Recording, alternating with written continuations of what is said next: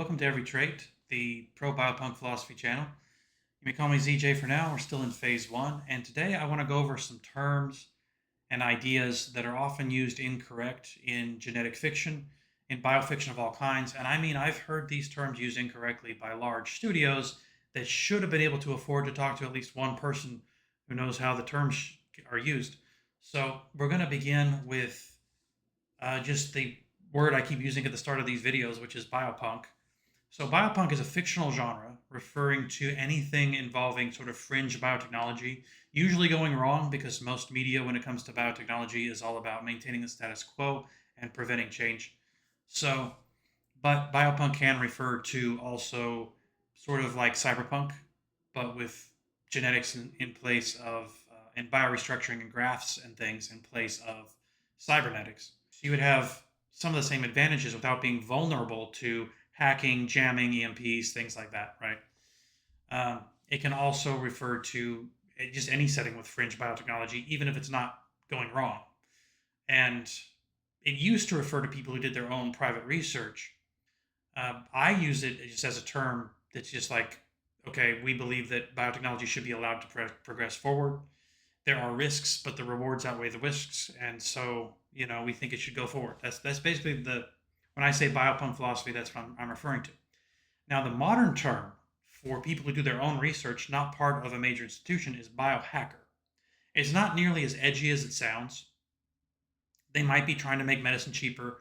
They might be trying to make the equipment cheaper. They might be trying to make plants grow or trying to make endemic bacteria fix nutrients so that there'll be less malnourishment. But all it really means is that they're doing the research not part of a university or a corporation or a military. They're just doing it on their own. Biohackers sometimes are just spinning their wheels, but some of them really know what they're doing and are more creative than people in the industry. But they don't often produce results, and that's because they don't have the funding. So unless they get really lucky, they're probably not going to produce results. People who have the funding, there's strings attached to that funding. Certain research you can and cannot do. The people aren't going to give you the funding if you do this and that sort of thing. So if you have the funding, you can't really make waves because you cannot do the bleeding edge stuff. And if you don't have the funding and you're operating on your own, then you don't have the resources to make real change. And so we've seen a lot of this sort of start to grind to a halt because of that. It's kind of a doomed either way situation. So now I'm going to move on to the first terms I really hear used incorrectly, which is hybrid and chimera. And these two terms are used interchangeably in fiction, which is bad. They don't mean the same thing, they mean two very different things. So, for a plant, for example, lemons were originally created by combining two different types of fruits. That is a hybrid, it's a crossbred fruit. A plant where you've grafted one plant onto another, that would be a chimera. Frankenstein's monster is a chimera. Even though he's all made of human parts, it's from different humans. A hybrid like Dr. Moreau hybrid is a hybrid, not a chimera. And so is the cell itself a mixture of the two species? Then it's a hybrid. Does the body have the cells of two different species in it? Then it's a chimera. So you think of the animal that's a chimera, it's all stitched together, right? It looks like a bunch of different animals stitched together. So that is why it's called a chimera. So your cells are all the same DNA. Whether it's your eyes, your muscles, your marrow, it's all the same DNA. It's just different traits are being expressed in different cells. But if you have cells in one place that are different, maybe you had an injury and the only thing they could replace like the tendons with were from a goat or something. Well, you're technically a chimera because you have cells of another species. If you had a replacement heart and it's like a pig's heart, you are a chimera. So now it gets a little bit confusing because they actually managed to make chimeras that look and function like hybrids. So they did this by having the embryo stage be like every other cell is one species or the other. And so it develops looking like an even hybrid, but it's actually a chimera. It walks like a hybrid, it talks like a hybrid, it is a chimera. So confused? Yeah, okay. So it gets a little confusing, but generally speaking, is the cell itself hybridized? If not, it's a chimera. If so, it's a hybrid. Okay, so now I want to talk about different methods of gene modding in fiction.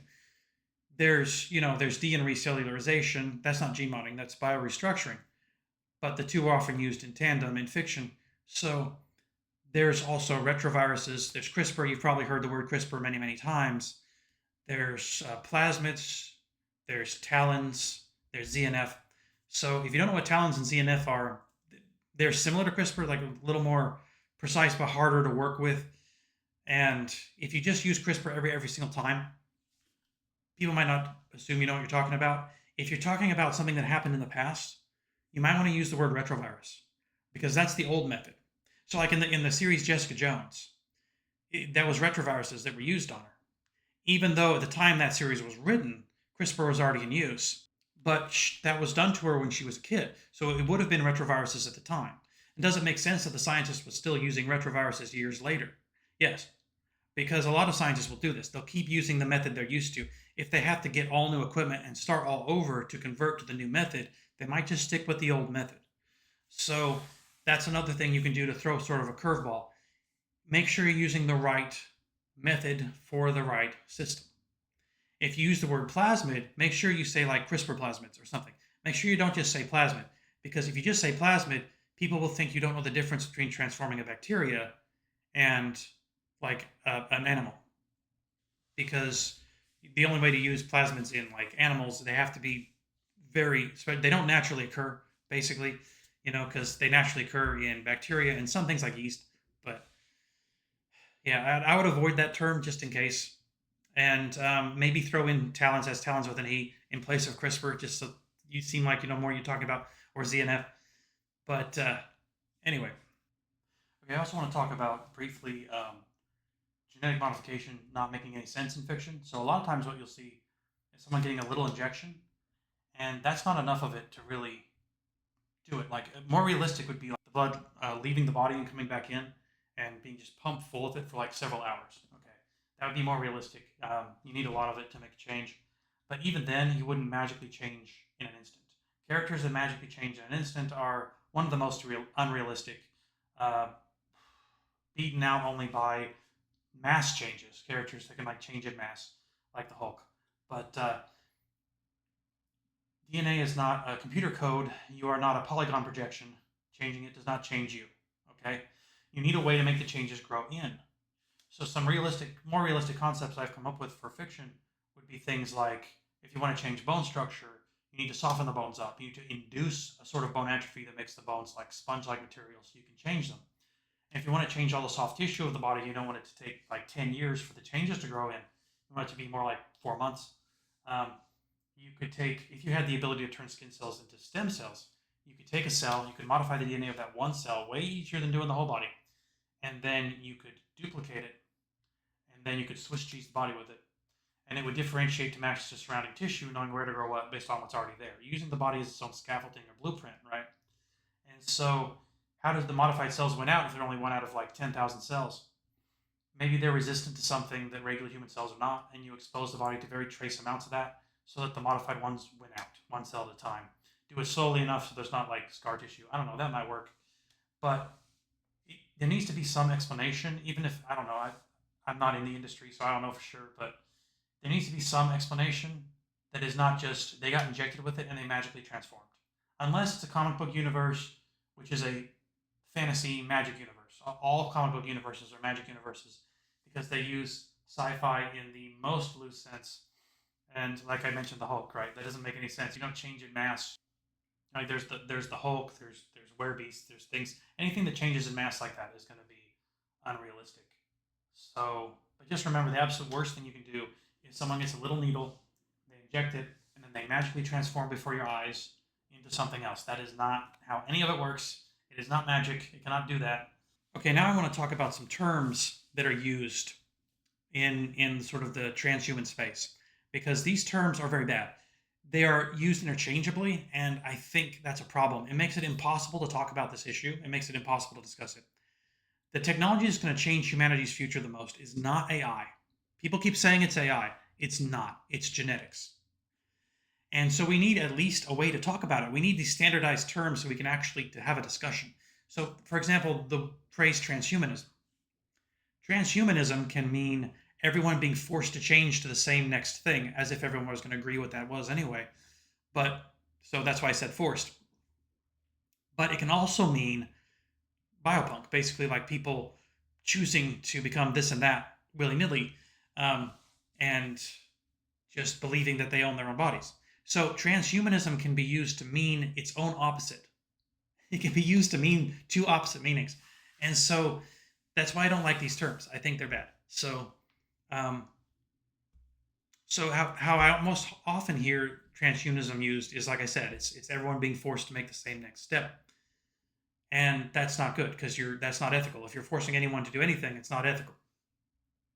Posthumanism is the idea of replacing humanity with something that is human adjacent, like everyone becomes an upload or something. That is unethical for the same reason transhuman is, because the only way you would get everyone to do it is if you forced it. So, and plus, if the goal is to help humanity move forward, how do you do that by erasing humanity? That doesn't make that posthumanism never made sense to me. Um, Next, we have omnihumanism. Now, this is a term I made up. Hopefully, no one else is using it for a different meaning because the whole point of this video is to try to standardize some of these meanings.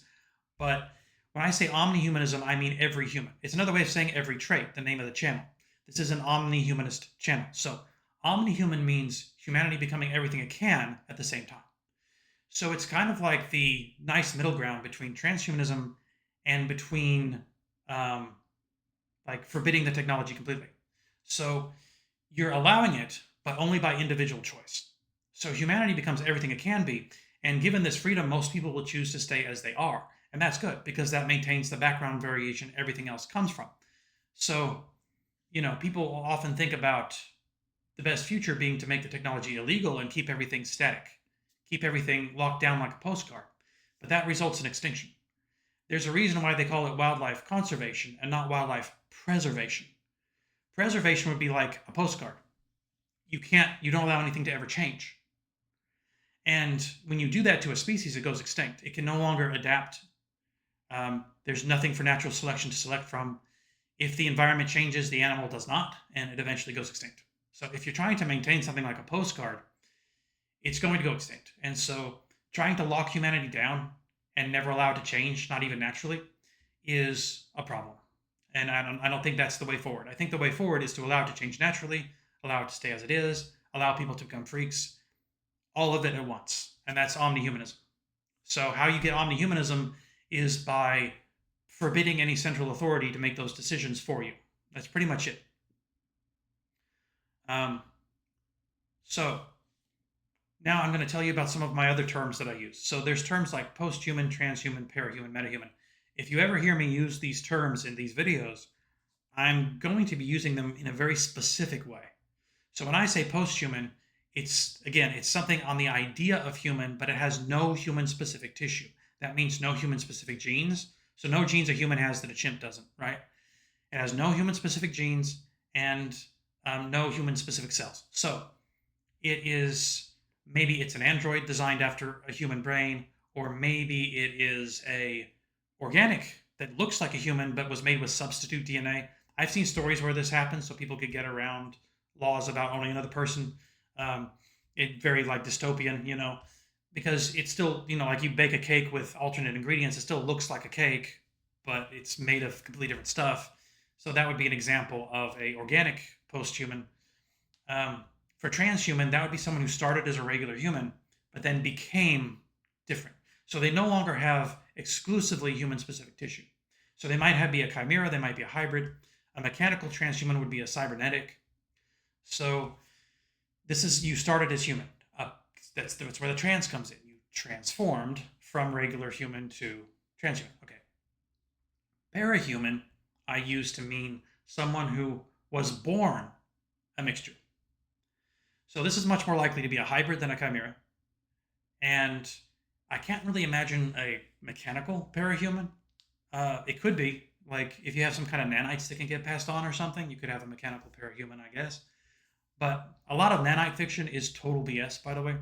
But anyway, metahuman I use as a good catch-all term for all the above. And you'll hear me use metahuman if I'm talking about something that does not neatly fit into a category. What if you have a unique mutation, a series of unique mutations that you were born with that make you very different? And because of this, you're able to get a modification that would not be possible otherwise. So you're modified, so you're transhuman. But you are only able to become that because you were born different. So you're a parahuman. So you're both. You're a parahuman and a transhuman. So in that case, I would just say metahuman. Keeps it simple.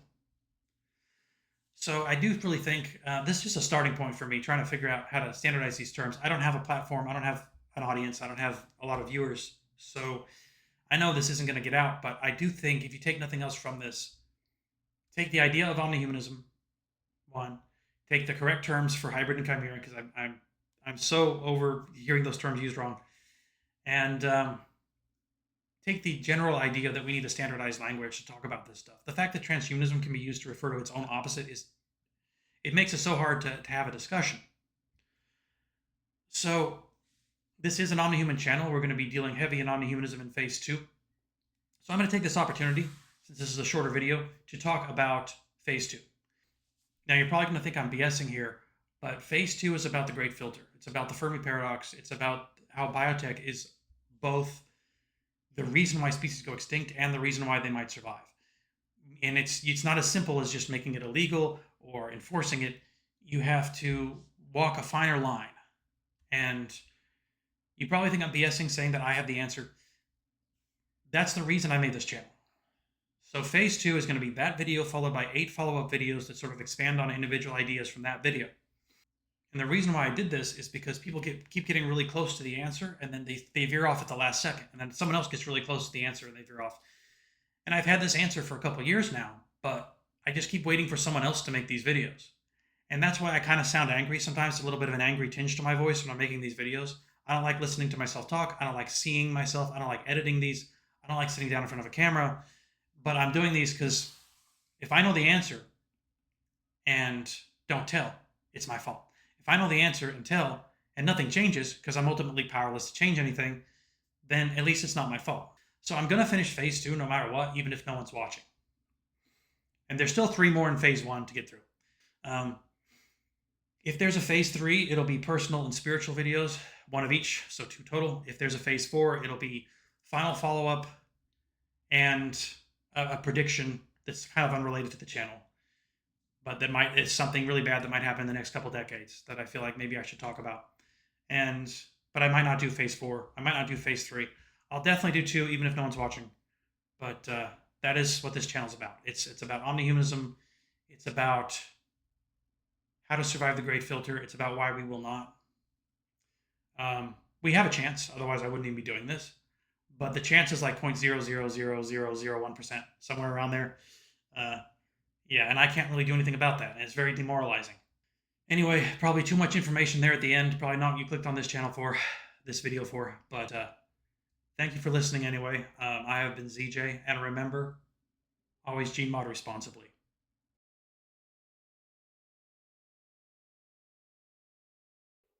Clicky, clicky, clicky, clicky.